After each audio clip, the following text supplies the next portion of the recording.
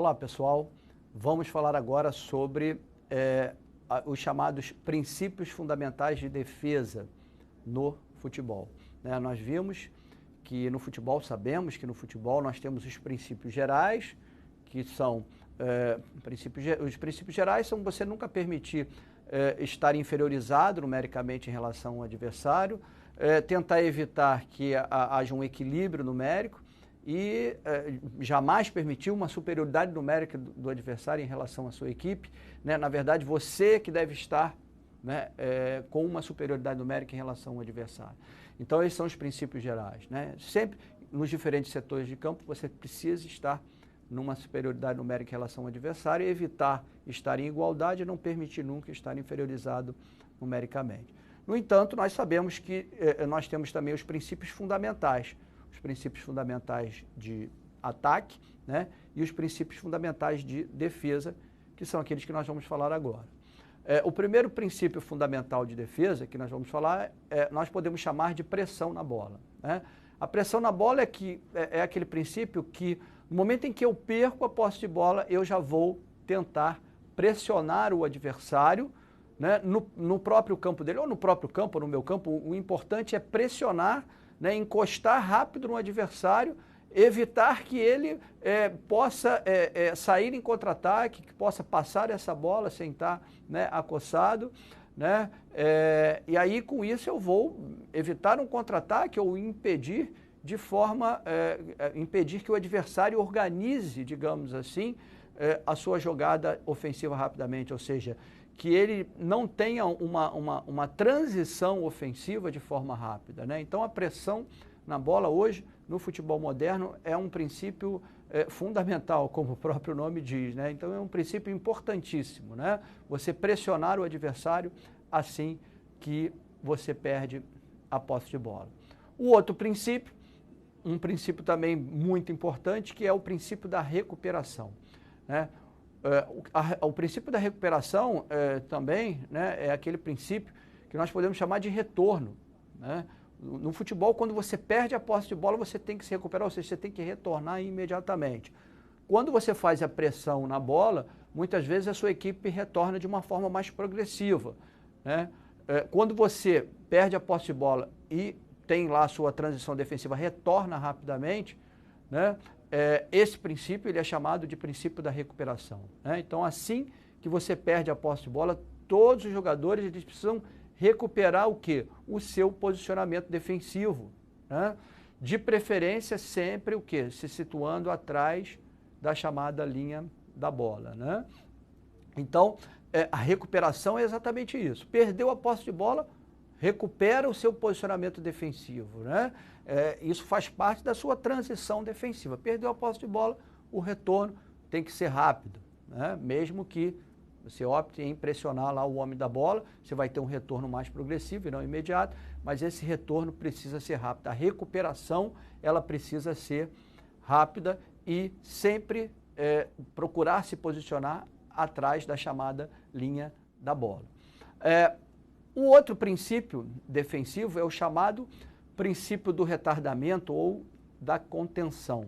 Também é um princípio importantíssimo porque você, na verdade, quando na transição ofensiva do adversário e na sua transição defensiva, você precisa muitas vezes principalmente quando você está inferiorizado numericamente, ou então vem numa jogada de mano a mano, você vai tentando o quê? Retardar o ataque adversário. Você vai, e esse retardo, essa volta tentando retardar o ataque adversário, muitas vezes dá tempo para sua equipe se organizar defensivamente.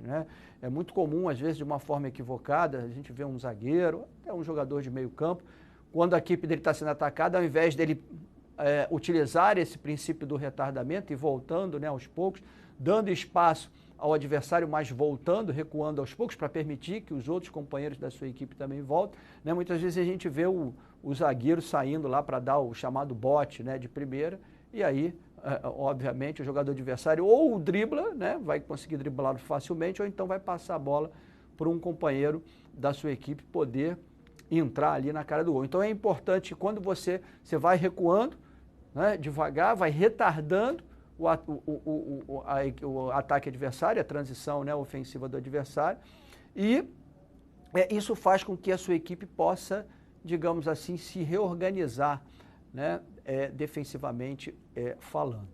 O outro princípio é o chamado princípio da compactação. Aliás, esse princípio defensivo, né, compactação, na verdade, uma equipe ela precisa estar compactada, junta, os três setores, ataque, meio campo e defesa, não só quando você defende, mas também quando você ataca, né? No futebol, nós atacamos sempre em bloco, né? Meio campo, defesa, meio campo e ataque, eles precisam estar sempre juntos, né?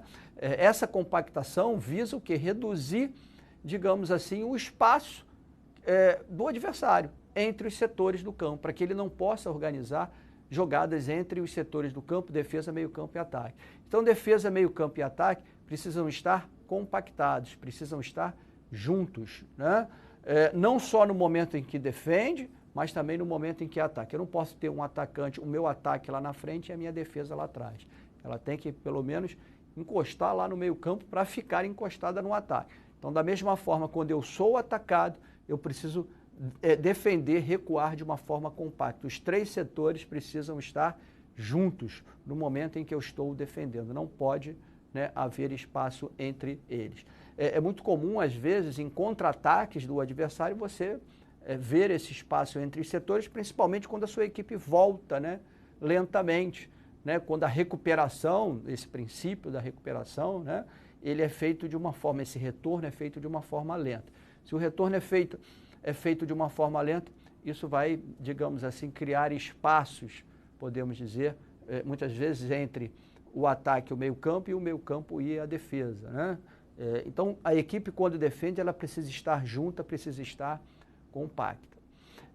Um outro princípio fundamental é o princípio da cobertura, né? O princípio da cobertura é quando você, no momento em que você percebe, por exemplo, que um jogador da sua equipe está para ser driblado ou recebe, digamos assim, uma bola nas costas, né, como a gente normalmente fala, você vai o quê? Se posicionar um pouco atrás dele para fazer essa cobertura. Essa cobertura, a clássica é a cobertura defensiva, mas existe até a cobertura ofensiva, na medida em que você se aproxima também de um companheiro que está com a bola no campo de ataque, e percebendo que se ele perde a posse de bola, ele tenta dar ele perde a posse de bola, você já está ali também para fazer a cobertura dele, tentando retardar o ataque adversário, enfim, essa cobertura é uma cobertura ofensiva. Mas a cobertura clássica, podemos dizer assim, é a cobertura defensiva. Aliás, a cobertura defensiva não é realizada muitas vezes por um jogador apenas, né? No setor defensivo, principalmente, quando o back sai para fazer a cobertura lá de um lateral, né, o outro back fecha, né, e o lateral que está do lado oposto também fecha para fazer uma terceira cobertura. Então, nós temos as chamadas coberturas sucessivas. Então, esse princípio de jogo também é fundamental e importante.